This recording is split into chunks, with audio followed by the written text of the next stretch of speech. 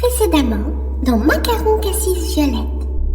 Charles-Édouard Hubert Madaf, de Médeux, se désolait de l'antisémitisme de la Cour pénale internationale, qui risque de porter préjudice à son chiffre d'affaires. Rendez-vous compte de l'impact sur mon commerce. Oh, mon pauvre chiffre d'affaires. Vous parlez des ventes d'armes? Eh bien, si monsieur Netanyahou ne peut plus venir à Paris, vous-même, pouvez-vous vous rendre à Tel Aviv? Vous n'y pensez pas, il y a cette odeur là-bas, enfin, je veux dire, ces gens ne sont pas comme nous. Comment ça, pas comme nous? De son côté, Monsieur Zigarou se réjouit de l'escalade des médias. Parfait. À ce rythme, ces deux-là vont rapidement rejoindre nos rangs. Il sait que, quand il s'y rend, il pourra toujours compter sur la principale contribution du patriarche au débat public, le Nazim de paille. Son principal apport au débat politique, le Nazim de paille. Oh, ingénieux. On peut le sortir à toute occasion. C'est un argument massu, quelle que soit la polémique.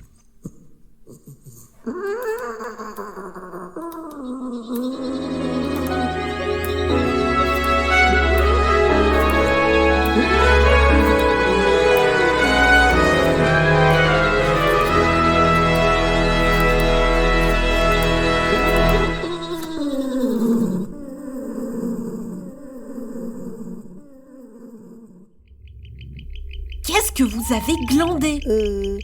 Tu parles du portrait d'Hanouna, c'est ça? Quoi d'autre? Le prompt était pourtant neutre, hein. La tête d'Hanouna en colère et en noir et blanc. L'IA de Ben Musk nous a sorti ça. Et le coût environnemental de l'IA, vous y pensez? Il faut engager des graphistes. Et puis quelle idée aussi d'utiliser l'IA d'un mec qui fait des saluts nazis. Oh, mais tu sais, lorsqu'on demande à Grok qui est le plus grand désinformateur de la plateforme X, il répond Ben Musk. L'IA, c'est non. Encore moins celle du néo-nazi de service. Et on fait attention avec les références involontaires. Ne t'en fais pas.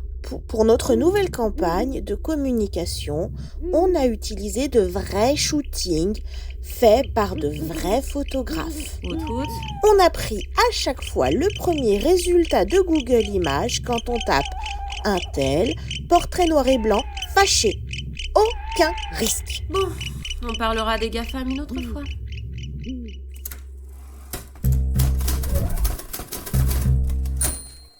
Mesdemoiselles, mesdames et messieurs, bienvenue dans cette nouvelle édition du Barbarie du Soir. Pour cet éditorial, je voudrais parler de ce nouveau scandale provoqué par les gauchistes. Après l'affiche ignoblement antisémite représentant Cyril Hanouna, heureusement retirée depuis, la Mélenchonie récidive. Cette fois avec Madaf de Médeux, Monsieur Zigarou et votre serviteur. Voyez ces visuels honteux.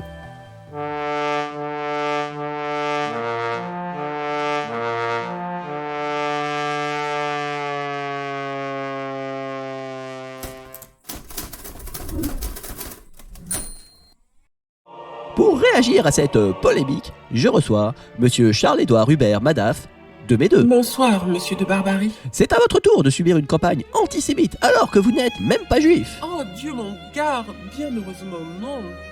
J'ai l'honneur d'être issu d'une bonne famille catholique depuis Jeanne d'Arc. Mais je suis riche. Et dans ce pays, on déteste les riches. Pensez-vous que c'est parce que vous êtes riche qu'on vous a caricaturé en juif? Assurément. Et je m'en insurge. Je me sens sali par une telle comparaison. Pardon? Passons. Vous ne pouvez pas comprendre. Mais j'ai été aussi caricaturé. Mais pas en juif. Qu'est-ce que vous en savez? Vous êtes un canard. Eh bien, figurez-vous que mon grand-père par alliance était juif. Ah. Juif et victime du nazisme. Il a été déporté, il n'est jamais revenu. C'était le premier mari de ma grand-mère, elle ne s'en est jamais remise. En y réfléchissant, effectivement, sur le portrait, votre bec est peut-être un peu long. Ah, vous voyez, moi aussi je peux porter plainte pour diffamation, harcèlement et incitation à la haine. Je vous mets directement en contact avec mon avocat.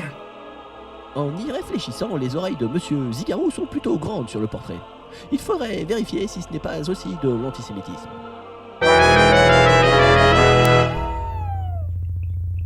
Aucun risque, hein?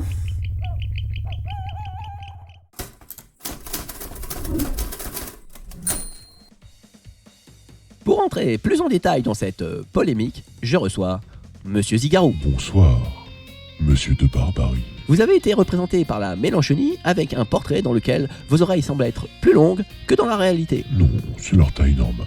Mais poursuivez, je vous en prie. Vous ne pensez pas que ce portrait est une brimade visant vos origines? Oh, vous savez, dans notre famille, nous sommes habitués à subir des brimades depuis la Seconde Guerre mondiale. Ah bon? Votre famille aussi a été victime du nazisme? Eh bien, ma grand-mère a été tondue à l'été 1944. Ah! Dans le doute, changeons de sujet. Dans certains supermarchés, on trouve moins facilement des œufs que d'habitude. Là, typiquement, on est en période de Ramadan. Et alors, ça peut représenter une explication? Tout à fait.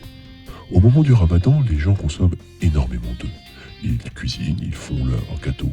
Donc oui, il y a une grosse consommation d'œufs actuellement. C'est quand même souvent la faute des musulmans. C'est tout de même bien pratique. Je veux dire, c'est tout de même étrange.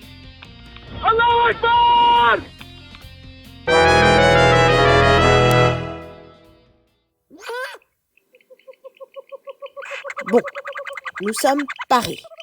Nous avons fait provision de quantité d'œufs pour pouvoir jeter sur les CRS. De toute façon, c'est bientôt Pâques. Tu vas voir qu'ils vont encore réussir à créer une polémique absurde là-dessus.